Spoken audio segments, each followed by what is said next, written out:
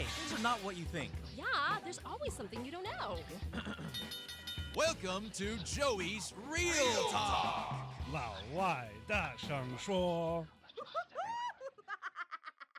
All right, so the Chinese Nationalist Party, this is a piece I took from one of the news outlets the other day. Chinese Nationalist Party KMT lawmakers again occupied the legislative speaker's podium as they urged their colleagues to retract bills to implement, as Nancy was saying, the forward-looking infrastructure development plan. DPP legislative speaker, or I think convener, that's what they officially translated as, Su Jiaquan, criticized KMT's colleagues for boycotting, indicating that using the tactic frivolously, oh God, it's one of those days, will only incur public disapproval. And then former spokesperson and Deputy Secretary General of the ROC Presidential Office, Luo Zhiqiang, reminded Su that, DPP was known to set a record of, I think the unofficial record is 93 boycotting or filibustering incidents during the 8-year a world record, was it not? Was that an official world record? I thought that's what we had discovered. We will double check. I don't have authority on that. So legislative filibustering or even legislative violence is something that you can find a Wikipedia page of, which means it's a phenomenon. Yes. Okay. And it's not uncommon in governmental bodies around the world. It's not hard to find videos of brawls breaking out in the legislature of countries like Bolivia, Estonia, or Ukraine. But even for countries like Canada, the USA, the UK, or Japan, legislative violence is not unprecedented. Okay, so that's what we're going to talk about today.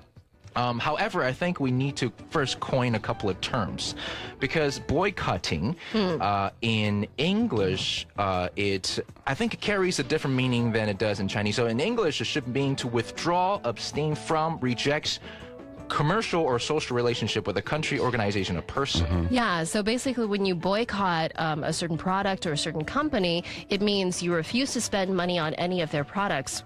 Hence, if it gains enough traction, then eventually the company might go out of business or might change their practices. Yeah. Right. Which is actually not how the word is used here in Chinese. 杯葛, which I believe, this is my belief, is a word that's derived from the tones, from the phonetic pronunciation of boycotts, right? Yes.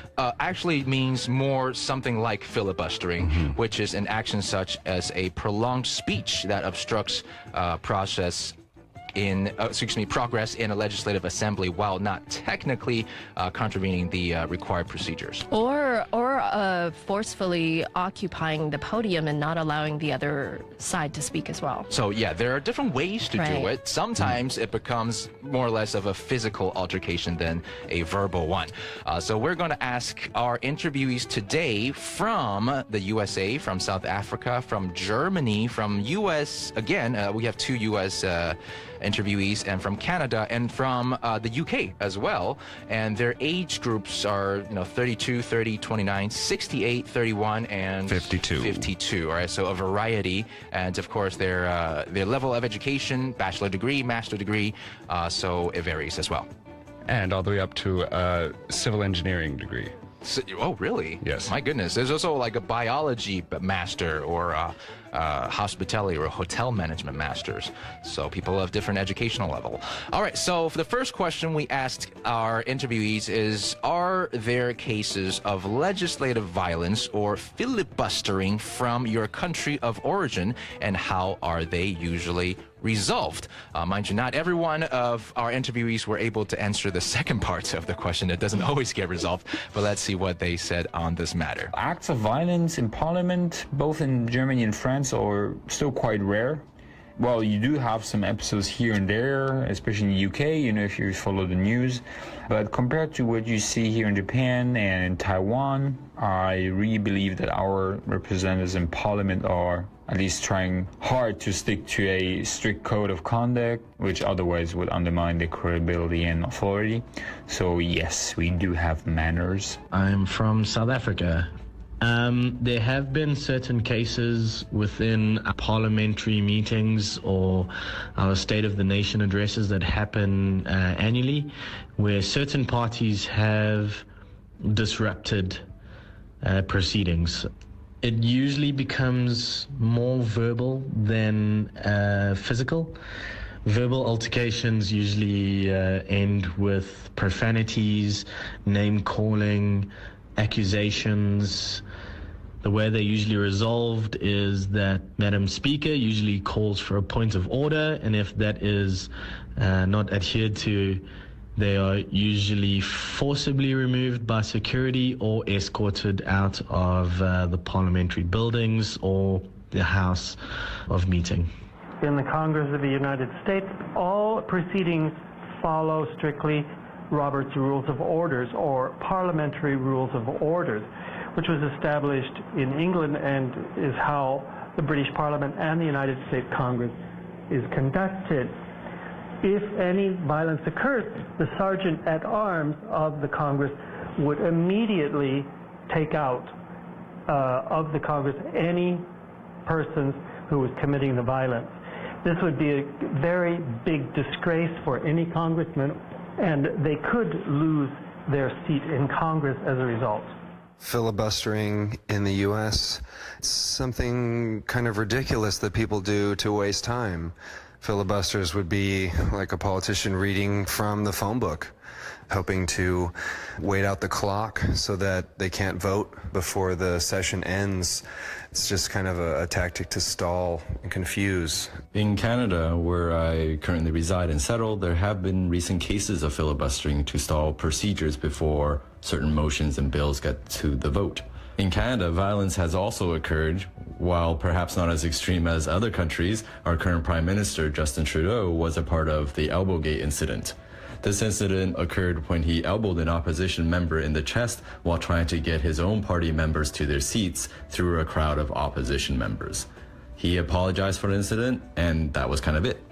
What's interesting about Canada's parliament is that the aisle in the House of Commons, where parliament members sit, is actually 2 sword lengths apart. This is an homage to the British style of governing system that the colonialists adopted. Okay, I find that last tidbit to be rather interesting. It's exactly 2 swords apart. So you can't stab each other. And your swords can't even hit each other, basically. Yeah, that's the idea. Just to stop fighting, basically. But that's also a very small space between the 2 opposing sides, usually. It is. Is there a standard length for swords? I'm just curious. I guess there was back in the day. Or they take the longest swords and use that as the measurement? Okay, anyway. I guess that's the question of the day. Okay. Who has the longest sword? I think the last person made a mistake. He did make a mistake. Okay. There's one thing we need to clear up. Especially as Canadians. Yes. So it was actually Trudeau was trying to stop a case of filibustering because there is more than one opposition party in the Canadian government, and one opposition party was blocking the passage of another opposition party member. And then the ruling party leader, who is also our prime minister, came through and took an opposition party member through to try and get him to his seat so a vote could go through. So he wasn't protecting someone from his own party. He was just trying to get the proceedings go along. So he was quite literally trying to push through the bill and the people to do that. Yes, at the same time. Okay. So there were a lot of talks, first about relying on manners, and then if manners fail, then, if you would have authority in the House, people who would forcibly remove you if you act out of accord. Yes, and do you have something to say? I was going to say, maybe Taiwan does not have a sergeant at arms. That's what the official term is, or the doorkeeper. And so there was debate about whether we should have one in the Legislative Yuan a couple of years back because of scuffles or altercations. And then people ended up saying it could be a very contentious and difficult job because even if you get a truly completely bipartisan or nonpartisan person to come in and be the sergeant at arms, there's always going to be questions like if the ruling party tells the sergeant at arms to eject someone from the opposition party, there's always going to be accusations that, they're using force. And that would not be the best job ever, to put it lightly. Yeah. Would not want to have that job. And I would like to say that we did have an interview from the UK, like we said, but we couldn't edit his sound clips in time. So I'm just going to be kind of speaking for him. He made up one important point is he says that in the UK, the members of parliament have to first address each other with their honorary title, which we know the right honorable member from whatever location before they can make their comment and speech. So it kind of slows it down, so you can't just off the cuff start attacking each other as much. We Although should he did do say, that. Sorry. he did say that verbal altercations still do happen, but the physical ones haven't happened in a long time. Do you mean we should do that to each other? And I love how we just, like, me and Philip just apologize to each other at the same time. so Canadian. Okay, so I have to call Joey, like, the venerable, I know it's going to be hard DJ to look Joey. at me in the eyes and to say call those me. things, but he says that to us all the time.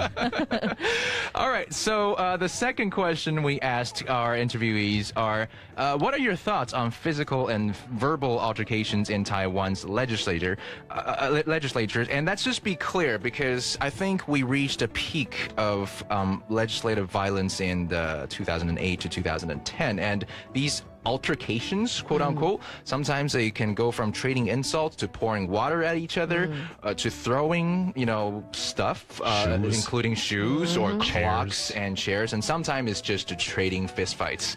So these are some of the things that happen, and the people we spoke to, they are well aware of some of this incidents.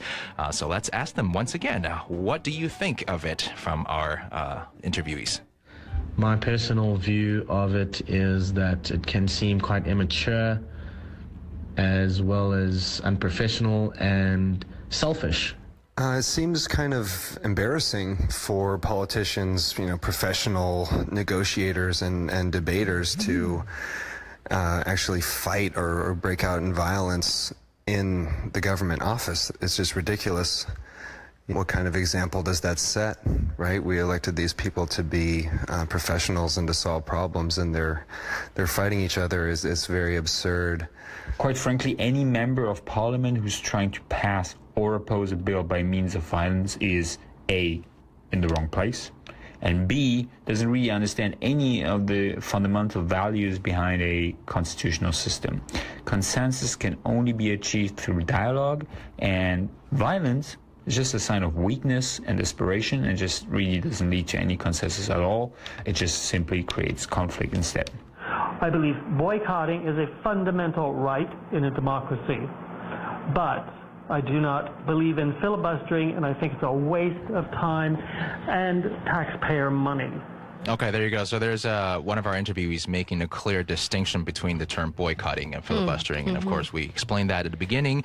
Just quickly, this is my opinion, is that if you've depleted all forms of and methods of making a good argument, and you fall back onto, say, physical advances, then of course you've certainly you're not setting a good role model for what a politician should be. And back during the Plato or the Socrates day, they frowned upon people like sophists, which are generally the first generation of lawyers. They're people who are well trained in the arts of making arguments, and when they make arguments with their arms flailing in the air, that's generally frowned upon, because you're supposed to win an argument with your rationale, not with emotion or sentiments. Wait, this is related to what our UK interviewee said. He says it's kind of, it's not. Filibustering is a sign of an ineffective politician, so they should be able to win using their words rather than using their fists. But he says it also, physical violence should be banned because, these officials they're elected by their electorate to do a job, and if you're attacking someone for doing their job, that's not very appropriate. Interesting. Somebody on Facebook Live, Tony Lou, he says people are watching what they've done between two parties, and that'll be helpful in next election time. People are not dumb. I hope. True. And then 美国政治观察 says hi. Hello. Oh, really? Interesting. Okay. I hope you have more to say. If you do have your comments, please do share that with us on our Facebook Live, and share this live post as much as you can. We want to get more people to join the conversation. Let's first take a short break. We'll be right back to today's Real Talk here on ICRT. Where are we going? Right here. Hi. 请问我们的网络有问题吗？因为我看一下我这边的，对，好像有 This one is fine. Looks like we're having some technical. 我的电脑的有问题。 Apple 的好像都不行。 So all Apple users and that includes on your Mac and on your iPhone, it looks like I'm getting some of the comments and the updates, but I can't get video. So we're sorry about the technical difficulty, but you can still watch on your computer if it's not a Mac. Wait, is it working on your Or Mac? Android. Or Android. No, it's fine now. Oh, okay. Yeah. 只有手机吗？可能是只有手机才不行。那你们刚刚讲的这段话，那用 Apple 手机的人也听不到。也听不到。对啊。We should say it on air. Well, Oh, the I guess logistics. that's that. Oh, Kevin Huang says it works on Mac. Yay! And Is that for Mac computer or Mac phone? No, Mac computer. Nobody says Mac phone. No, Is there a Mac only iPhone. Yeah, come on now. Clearly, I use an Android. What's a Mac phone? I'm the same company. And then Makoto Xie says 没问题. And then Ma Zong, oh no, I don't know how to say this word. Ma Zong Yi says, I love ICRT radio, free, learn, listen, and relax music. I love you too. Okay. We love you too. We love it. MacBook Air. I was on a MacBook Air. Hey, all the comments are working. Watching on Android. Yeah, see. Daisy Orale Ofala says, watching on Android. See, Android. Yeah, whatever. Okay.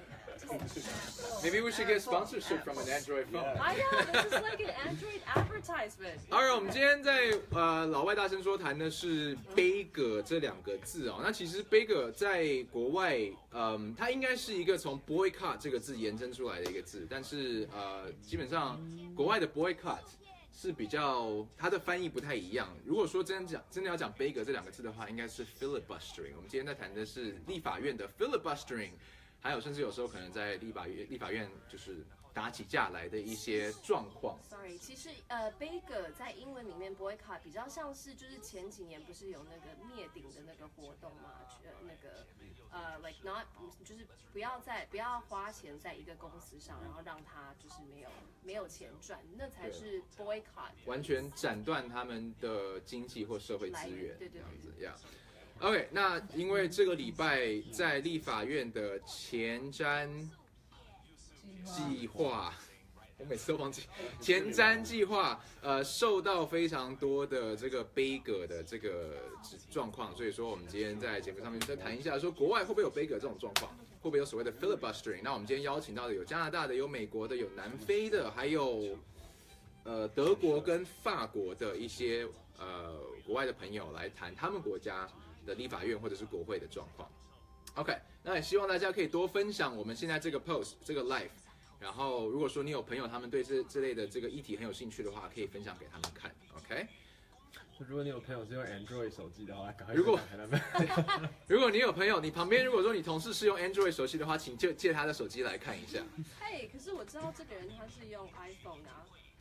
所以到底是我不知道啊，可能是我们被杯葛了，我们被杯葛了，我们的网络被杯葛了。Doesn't mean that he's necessarily hearing though. Maybe I don't He's know. doing the same thing as yours, maybe. Yeah, maybe. I don't know. Ask him. Send him a text. Okay, I will. We're tight on time too, right? If we gotta keep time. No, I think we should be able to do it. The last couple questions are pretty easy. Yeah.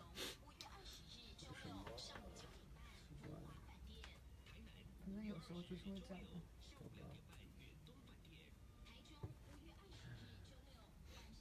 If we can wrap up by， 但这广告很长，这不是我的错。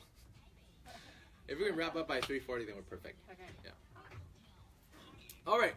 如果说你无法如果他无法看的话，其实我这样讲没用。你要 on there. OK. 好。But one of my friends is watching, and I think he has iPhone. But I don't know if you can see anything. 所以我们这个到底什么时候要用到 Anytime. 先打你啊。OK。 We do 然后 not 等一下这个他 condone 没有声音。 violence. Really, this is 这是娱性节目，广告时间的娱性节目。Oh, mine's all getting weird now. So, which legislative union is in a hockey rink. Yeah. So, We should mention this one. Okay. clearly Sure. Canadian. Yeah, clearly Canadian. Yeah, I agree with this last person though. Sometimes those legislators are just acting.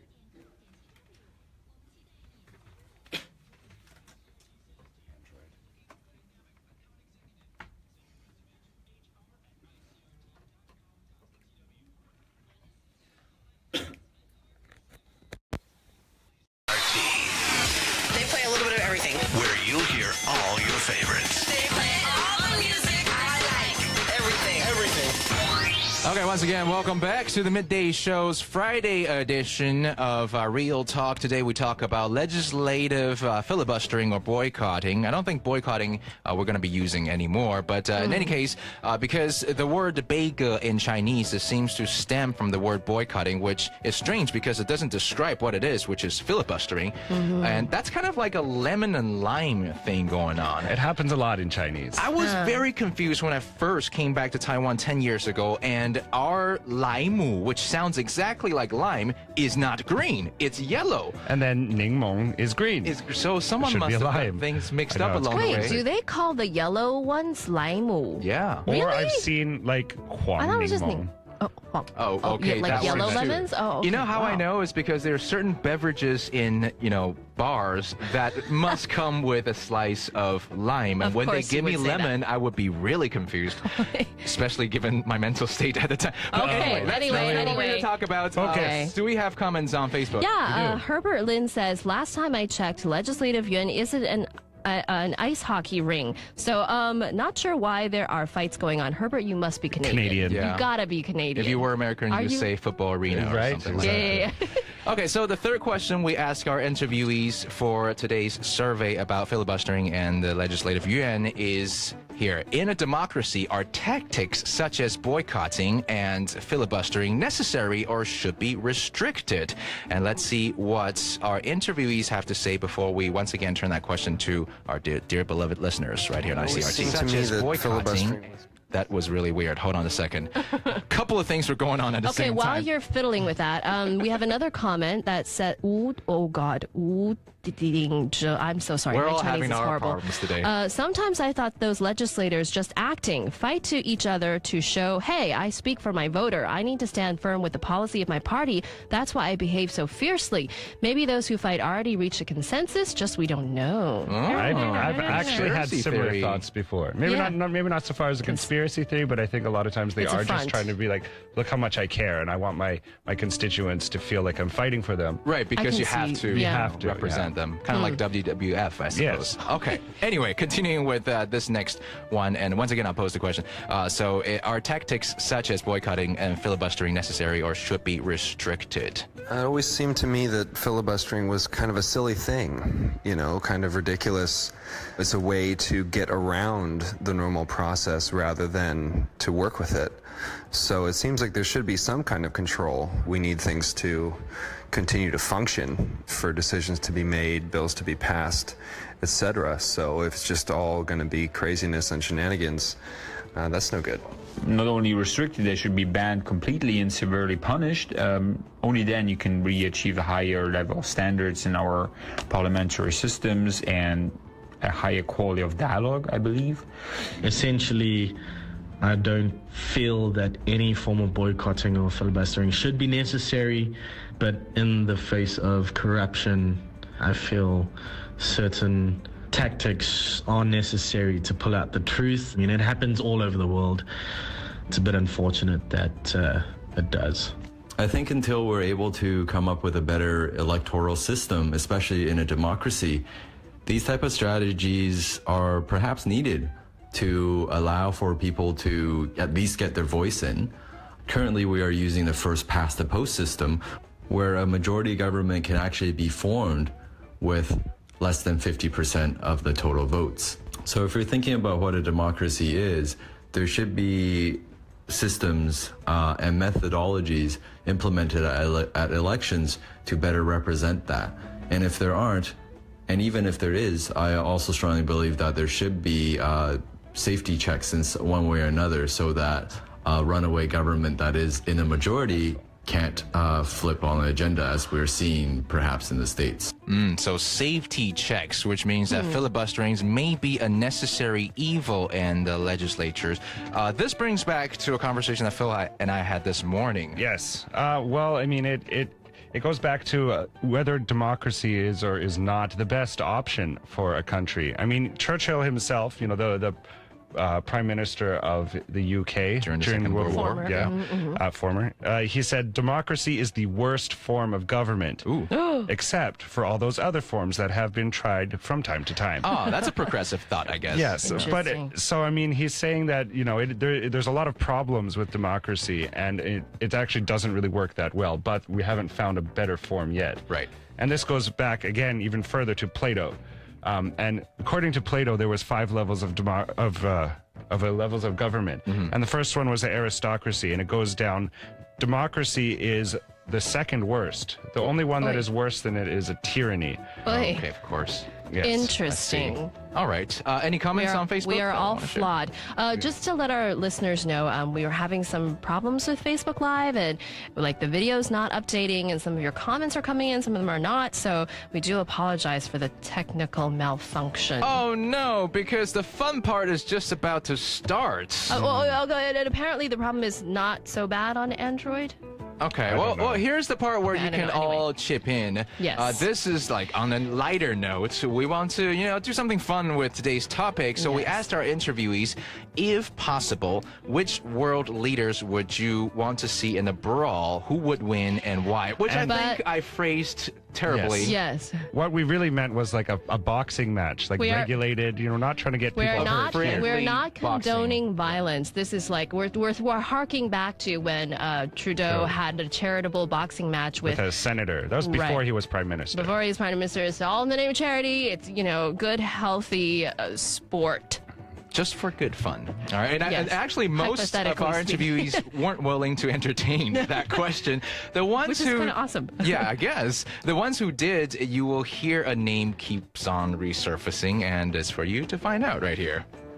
Right now, I think we'd have a pretty good matchup between Donald Trump in the U.S. and Trudeau in Canada. I think that might be a pretty interesting altercation, just to see like a cage fight between those two.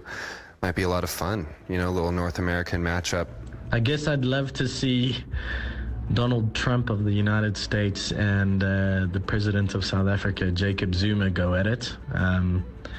Who would win? To be honest, I think none of them would win because they're both quite